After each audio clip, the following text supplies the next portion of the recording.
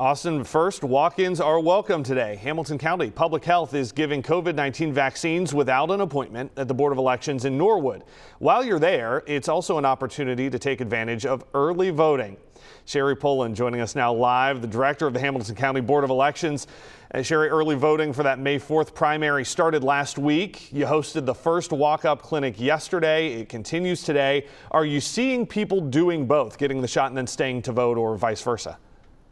We are. It's pretty neat to see. We're seeing voters come and vote and also get vaccinated. I will note that not all residents of Hamilton County are holding an election this May. There's only certain jurisdictions, the city of Cincinnati, Silverton, city of Harrison, and a few others. If you're not sure if you have an election coming up in May, you can always log on to our website or give us a call. Yeah. Important to know, it's particularly, easy for me to say, particularly the city of Cincinnati with that mayor's race has gotten a lot of attention here. You know, we're coming off of a almost record-setting election with the presidential election. Do you have any idea yet on how some of these early voting numbers compare to previous primaries? I think we're on par for this type of a primary election or a special election. You know, nowhere near the numbers we saw in 2020, but it's typical of an odd year primary election. Do you think that with the health department having that vaccine clinic with walk-ins there, do you think that that will actually push some of the numbers up for this, thanks to this Vax and Vote kind of campaign? You know, I don't know. We'll see. I mean, of course, that's our hope. We like every eligible citizen to participate in the elections process.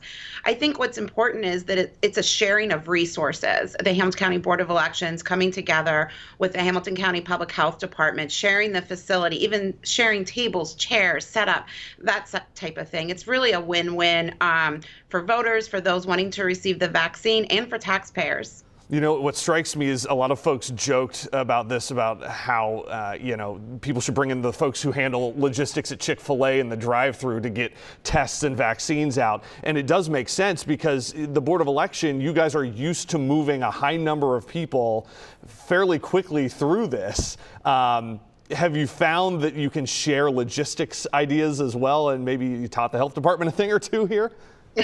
Absolutely. And the incredible part of all of this is that we sort of got the idea from a voter.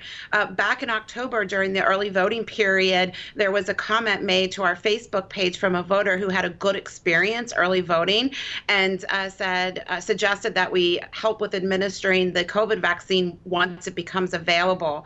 At the time, we sort of got a chuckle at that. We thought, well, no, we'll leave that to the public health officials. But then the more we thought about it, we do have the logistics and the experience in that. And so it's been a really good partnership.